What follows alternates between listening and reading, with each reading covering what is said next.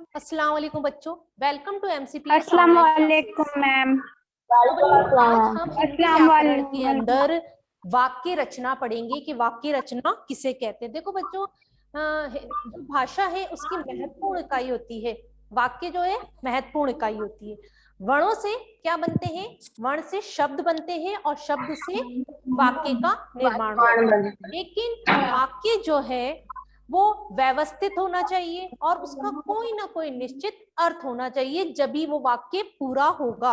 ऐसा ना हो कि वाक्य अव्यवस्थित क्रम में हो और उसका कोई अर्थ नहीं निकलता, तो वो वाक्य। देखिए, वाक्य शब्दों के सार्थक समूह को वाक्य कहते हैं। शब्दों के सार्थक समूह को वाक्य कहते हैं। वाक्य कहते हैं।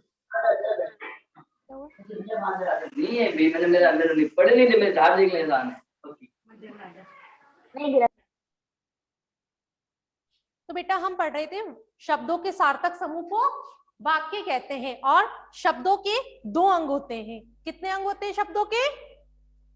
दो अंग होते हैं। पहला होता है उद्देश्य, दूसरा होता है विधेय। अब उद्देश्य क्या होता है? देखो बच्चों, वाक्य में जिसके विषय में कुछ कहा जा रहा है, वाक्य में जिसके बारे में कहा जा रहा है वो कहलाता है हमारा उद्देश्य। क्या कहलाता है हमारा? जिसके विषय में कुछ कहा जा रहा है वो कहलाता है उद्देश्य। जैसे देखिए, उदाहरण देखिए, नेहा खाना खाती है, तो किसके बारे में कहा जा रहा है? यहाँ खाना कौन खा रहा है? नेहा। तो यहाँ पर नेहा क्या हो गई? नेहा उद्देश्य। सर चंद्रशेखर वेंकटरमैन को नोबेल पुरस्कार मिला, तो यहाँ पर उद्देश्य कौन हो गया? सर चंद्रशेखर। ये हो गया हमारा उद्देश्य। आया समझ में आप लोगों को? Yes ma'am. विधेय। अब विधेय क्या होता है? वाक्य में क्या हो रहा है? वाक्य में उद्देश्य के विषय में जो कुछ कहा जाए उसे क्या कहते हैं? उसे विधेय कहते हैं। देखिए, मैंने वाक्य के आपको दो अंक बताए। पहला बताया उद्देश्य, दूसरा बताया विधेय। अब उद्देश्य क्या हो रहा है? उद्देश्य जिसके विषय में कुछ कहा जा रहा है, यानी कर्ता। जैसे यहाँ पर देखो, यहाँ पर गज्जू व्यायाम कर रहा है, तो व्यायाम किसके बारे में कहा जा रहा है? गज्जू के। तो ये हो गया हमारा उद्देश्य। अब विधेय किसे? विधेय क्या होता है?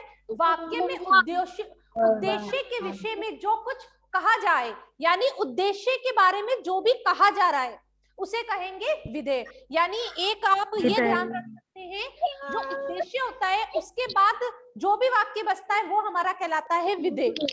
आई बात समझ? जो उद्देश्य आ गया, उद्देश्य के बारे में जो भी चीज आ रही है वो सारी क्या कहलाएगी? विधेय। ये ध्यान रखिएगा।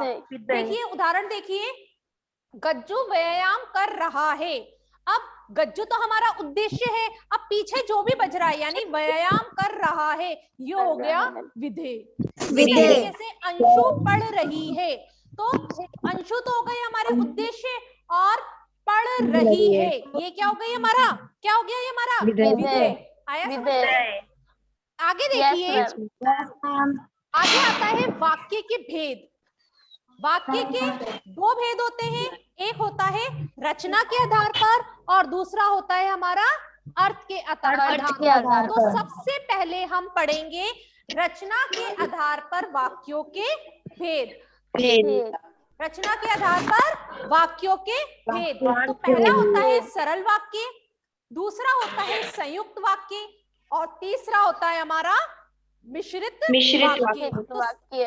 रचना के आधार पर कितने भेद हो गए? 3 भेद। सरल वाक्य, संयुक्त वाक्य और मिश्रित वाक्य। तो अब हम सबसे पहले देखेंगे सरल वाक्य किसे कहते हैं।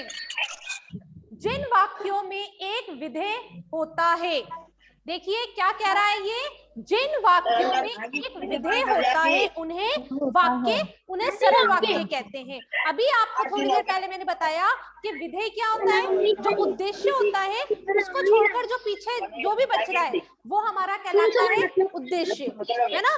यानी तो उद्देश्य के बारे में जो कुछ भी कहा जा रहा है, उद्देश्य के बारे में जो कुछ कहा जा रहा है वो हमारा कहलाता है विधेय।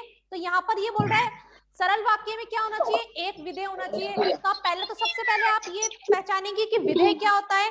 तो देखो कोमल नाच रही है, तो कोमल के बारे में क्या करा जा रहा है, नाच रही है, यानी नाच रही है, ये हमारा हो गया विधेय। तो यानी एक सिंपल वाक्य कोमल नाच रही है, तो ये हो गया हमारा सरल वाक्य। आगे देखिए, बबीत और अक्षत विद्यालय गए। देखिए यहाँ पर उद्देश्य दो हैं, बबीत और अक्षित, लेकिन उनका विधेय एक ही है, दोनों का क्या है, विद्यालय गए। तो ये भी आपके क्या हो गया, सरल वाक्य। कोमल नाच रही है, बबीत और अक्षित विद्यालय गए, ये है सरल वाक्य।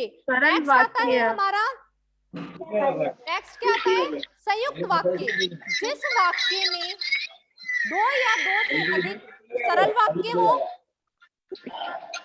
सरल वाक्य जुड़े हैं, और ये संयुक्त वाक्य है।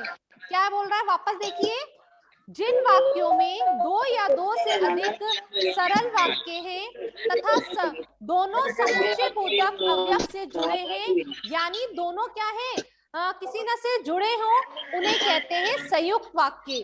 अब जैसे उदाहरण देखें, नीता और गीता कहानी कहती हैं और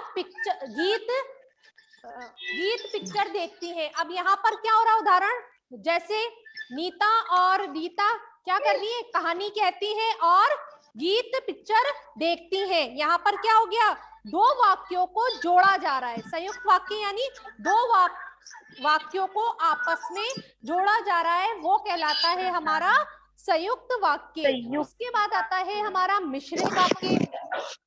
मिश्र वाक्य, जिस वाक्य में एक प्रधान उपवाक्य हो, दूसरा गौण या आश्रित उपवाक्य हो, उसे कहते हैं मिश्रित उपवाक्य। जैसे इसका उदाहरण देखिए, क्या है इसका उदाहरण, नेता सुभाष चंद्र बोस ने कहा था कि तुम मुझे खून दो, मैं तुम्हें क्या दूंगा, मैं तुम्हें आजादी दूंगा। तो ये हो गया, दो जो वाक्य थे वो देखो, दो वाक्य, नेता सुभाष चंद्र बोस क्या कह रहे हैं आपको, ठीक है, ये हो गया। फिर क्या कह रहे हैं कि तुम मुझे खून दो, मैं तुम्हें आजादी दूंगा, यानी ये जो कहावत है वो किसने कही है, नेता सुभाष चंद्र बोस ने। तो ये हो गया आपका मिश्रित वाक्य। आगे देखिए आपका मिश्रित वाक्य। अब ये था आपके रचना के आधार पर। अब अर्थ के आधार पर, अर्थ के आधार पर जो वाक्य होते हैं वो 8 प्रकार के होते हैं। कौन कौन से होते हैं देखिए, विधानवाचक, निषेधवाचक, कर्षणवाचक, विस्मयादिवाचक, आज्ञावाचक, इच्छावाचक, संदेहवाचक और संकेतवाचक। कितने प्रकार के होते हैं, 8 प्रकार के होते हैं। तो हम एक एक को विस्तार से पढ़ेंगे और समझेंगे। सबसे पहले आता है हमारा, क्या आता है सबसे पहले, विधान वाक्य। विधानवाचक वाक्य हमारा कौन सा, विधान वाक्य। जिस, देखिए इसको स्क्रीन पर लिखा हुआ आ रहा है आपके, जिस वाक्य में क्रिया के करने या होने का समान कथन हो, यानी कोई भी कार्य क्रिया के करने, जिस वाक्य में क्रिया के करने या होने का क्या हो, समान यानी एक जैसा हो, उसे कहते हैं विधानवाचक। उदाहरण देखें, इसके उदाहरण से क्लियर हो रहा है, जैसे सूर्य प्रकाश है, सूर्य से भी प्रकाश आता है, और प्रकाश चाहे हम कहें सूर्य से क्या होता है, प्रकाश, यानी समानवाचक हो गया। दूसरा देखिए, निषेधात्मक वाक्य। निषेध का मतलब क्या होता है, नहीं, यानी निषेध का मतलब होता है मना करना, यानी नहीं।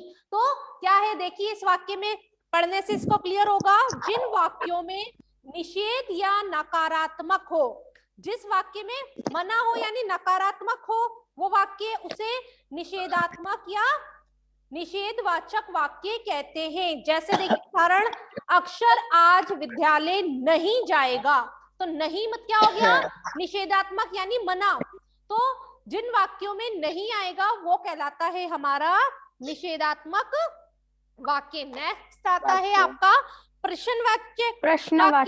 अब प्रश्नवाचक वाक्य, जैसा कि नाम से पता चल रहा है, आपको पता चल रहा होगा, जिस वाक्य के अंदर प्रश्न पूछा जाए वो कहलाता है प्रश्नवाचक।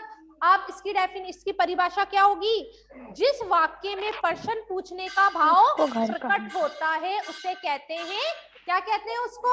प्रश्नवाचक वाक्य। जैसे देखो, उसका घर कहाँ है, तो ये प्रश्न पूछा जा रहा है, उसका घर कहाँ है। दूसरा, तुम कौन सी कक्षा में पढ़ते हो, यहाँ पर भी प्रश्न पूछने का भाव प्रकट हो रहा है, तो ये हो गया हमारा प्रश्नवाचक वाक्य। नेक्स्ट आता है हमारे आज्ञावाचक वाक्य। आज्ञावाचक वाक्य से ही क्लियर हो रहा है, आज्ञा यानी किसी को आज्ञा दी जा रही है काम करने की, वो कहलाता है आज्ञावाचक वाक्य। देखिए, जिस वाक्य में आज्ञा, प्रार्थना, अनुमति अथवा उपदेश का भाव रहता है, यानी जिस वाक्य में हमें कोई आज्ञा दी जाए या किसी से प्रार्थना की जाए या अनुमति की जाए, वो भाव प्रकट होते हैं, उन्हें कहते हैं आज्ञावाचक वाक्य। अब उदाहरण देखिए, तुम अभी चले जाओ, यानी किसी को कहा जा रहा है, कहा जा रहा है कि आप चले जाओ। अपना काम स्वयं करो, किसी को ये कहा जा रहा है कि अपना काम खुद करें। बड़ों का कहना मानो। तो यहाँ पर तीनों वाक्यों के अंदर हमें क्या बताया जा रहा है? आज्ञा दी जा रही है, करने को कहा जा रहा है। नेक्स्ट आता है पांचवा हमारा विस्मयादि बोधक वाक्य। अब विस्मयादि बोधक वाक्य क्या होते हैं बच्चों? जिस वाक्य में हर्ष, शोक, घृणा आदि के भाव प्रकट किए गए हैं विस्मयादि बोधक वाक्य। जैसे, आहा कितना सुंदर दृश्य है, आहा, जैसे इसमें खुशी के भाव प्रकट हो रहे हैं। कई बार होता है कोई दुख के भाव प्रकट होते हैं, कई बार आपको देखा गया आपने घृणा करते हैं किसी से, उसके भाव प्रकट होते हैं, तो इसको कहा जाता है विस्मयादि बोधक वाक्य। छठा आता है हमारा इच्छावाचक वाक्य। इसके नाम से ही आपको क्लियर हो रहा होगा कि इच्छावाचक वाक्य यानी जिसमें इच्छा जाहिर प्रकट की जाती है। देखिए, जिस वाक्य में वक्ता की इच्छा या आशा का वर्णन हो, उसे क्या कहते हैं? उसे कहते हैं हम इच्छावाचक वाक्य। ठीक है, नेक्स्ट देखिए, नेक्स्ट आता है आपका संदेहवाचक वाक्य। जैसा इसके भी नाम से पता चल रहा है, किसी वाक्य में किसी का संदेह हो, ठीक है, संदेह होने का भाव प्रकट हो रहा हो। अब संदेहवाचक, जिस वाक्य में संदेह या भावना की झलक मिले, उसे संदेहवाचक कहते हैं। जैसे शायद आज वर्षा हो, यानी शायद आज वर्षा हो, कंफर्म नहीं है कि बारिश होगी कि नहीं होगी, लेकिन हम एक संदेह कर रहे हैं, यानी संभावना जता रहे हैं कि हो सकता है कि आज बारिश हो। नेक्स्ट आता है हमारा लास्ट संकेतवाचक वाक्य। अब संकेतवाचक वाक्य क्या होते हैं? संकेतवाचक वाक्य जिस वाक्य में संकेत या दूसरी क्रिया पर निर्भर हो। संकेतवाचक क्या हो गए? संकेतवाचक यानी किसी का संकेत मिले या फिर हम किसी दूसरी क्रिया पर निर्भर हो, उसे कहते हैं संकेतवाचक वाक्य। जिस वाक्य में संकेत या दूसरी क्रिया पर निर्भर हो, उसे कहते हैं संकेतवाचक। अब देखिए, जैसे वर्षा होती तो फसल अच्छी होती, तो फसल जो है वो किसके ऊपर निर्भर है? किसके ऊपर निर्भर है? वर्षा पे। अगर वर्षा अच्छी होगी तो क्या होगा? वर्षा अच्छी होगी तो हमारी फसल अच्छी होगी। तो बच्चों, आज हमने क्या पढ़ा? वाक्य विचार। आज हमने जाना वाक्य विचार के बारे में। वाक्य विचार किसे कहा? ये शब्दों के सार्थक समूह को हमने क्या कहा? वाक्य विचार कहा। और वाक्य के दो अंग बताए। पहला बताया आपको हमने, पहला कौन सा बताया था? बताइए आप। उद्देश्य बताया, और दूसरा बताया विधेय। उद्देश्य जिसमें क्या होता है? जिसमें किसी के बारे में कुछ कहा जा रहा है, जिसके बारे में कहा जा रहा है वो होता है उद्देश्य, और जिसके बारे में जो कहा जा रहा है वो विधेय। तो बच्चों, उम्मीद करती हूँ आपको ये वीडियो समझ में आया होगा। आप इस वीडियो को अच्छे से देखें, समझें और अपनी कॉपी में इसको नोट डाउन करें। थैंक यू, धन्यवाद। Okay ma'am. Okay ma'am, thank you बेटा। अल्लाह हाफिज मैम। अल्लाह हाफिज मैम।